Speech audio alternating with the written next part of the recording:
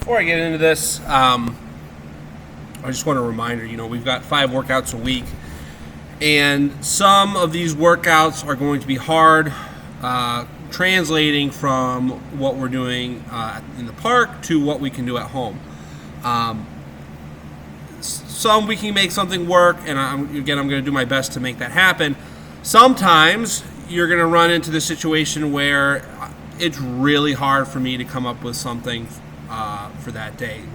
It's just so different than what we can do at home, and that's probably a good day to take off. I'll still put it up, I'll still do a video, I'll still kind of talk about what you can do, but it may happen where it's going to be very hard to replicate. So I don't expect everyone to get 5 days, 5 workouts. I don't expect people to come to the park 5 days a week. I don't expect people to work out 5 days a week. I expect most people to hit 3 or 4 days a week. And that's pretty good in general if you are hitting 3 or 4 days consistently. So just keep that in mind. There may be some days, once or twice a week, where it's really hard to translate to at home. And again, I'll do the best I can. Anywho, let's get into today's workout. Mostly you're going to need a band, and hopefully you guys have one. Let's take a look. For warm-up kind of rolls right into the workout, right? The first round feels like warm-up, but the third round starts to feel like the workout. I guess I could have just called it A, and we didn't have a warm-up, but, now you guys know at least. We got our pull-aparts, we've got our rows, and then we have face pulls, right? So face pull, we usually tie up on the pull-up bar, right? We grab the band, thumbs in, and we pull into our face, and as we pull in, we pull the band apart.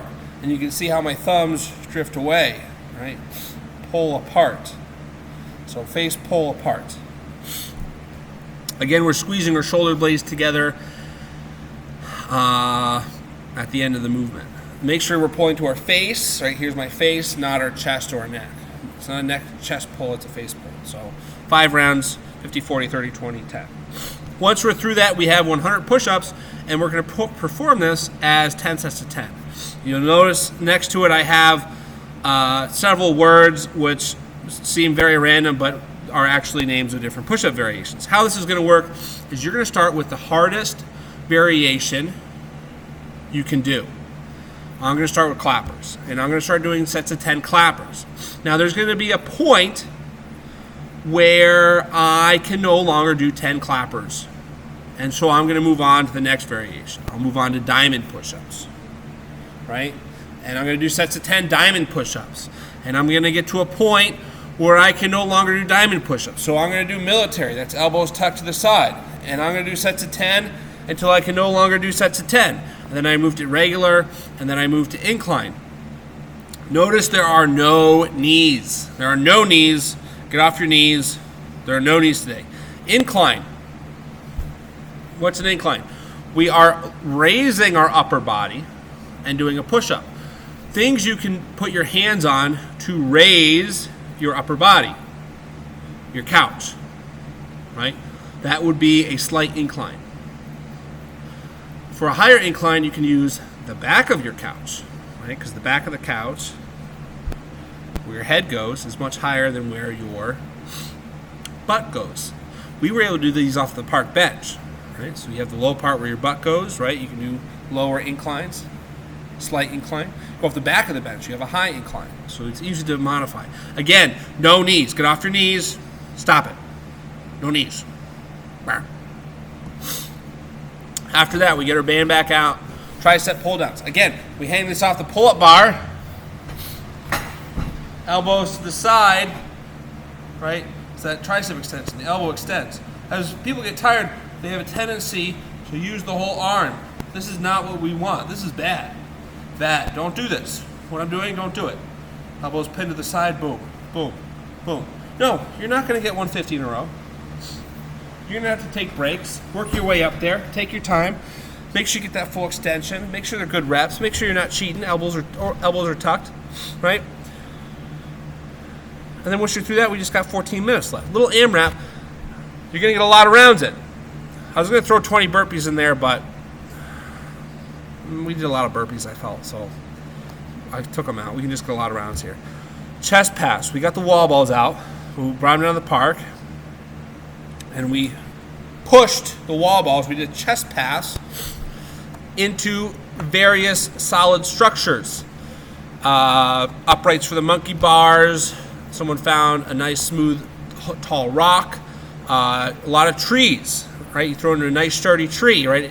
The ball, you push forcefully into your tree or your wall as hard as you can. It hits the wall, it bounces and rolls back.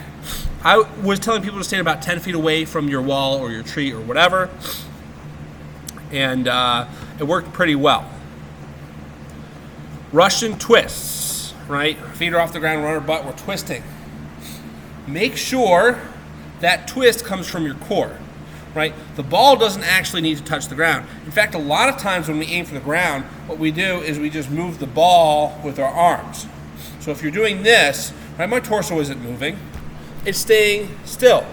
What we want to do is rotate, right, with the ball. We want to rotate. We want to use our core, right? You should feel it in here, and yeah, you'll feel it in here as well. We want to have our heels off the ground when we do these. Somebody asked me, feet next to each other or cross-legged? And I'm going to say feet next to each other. Try and avoid the cross-legged. Why? Because when we go cross-legged, we use our hips to lock our legs, and our hips and our abs are connected. So what typically happens, we're now activating the hips, and we're going to start using our hips more on our ab exercise, right? We're changing it to a hip exercise. We want to try and get this in the core as much as possible. So don't crisscross, keep them next to each other, focus on the core working. If you don't have a wall ball, well, you probably don't, to get something out of this, maybe like a soccer ball or something, basketball.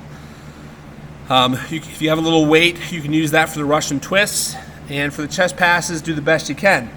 If you don't really feel like you're getting a lot out of these chest passes with like a soccer ball or a basketball, which wouldn't surprise me at all, switch to burpees. We'll do 20 burpees there instead. It'll give you a little different workout, but you'll get a little more out of it as well.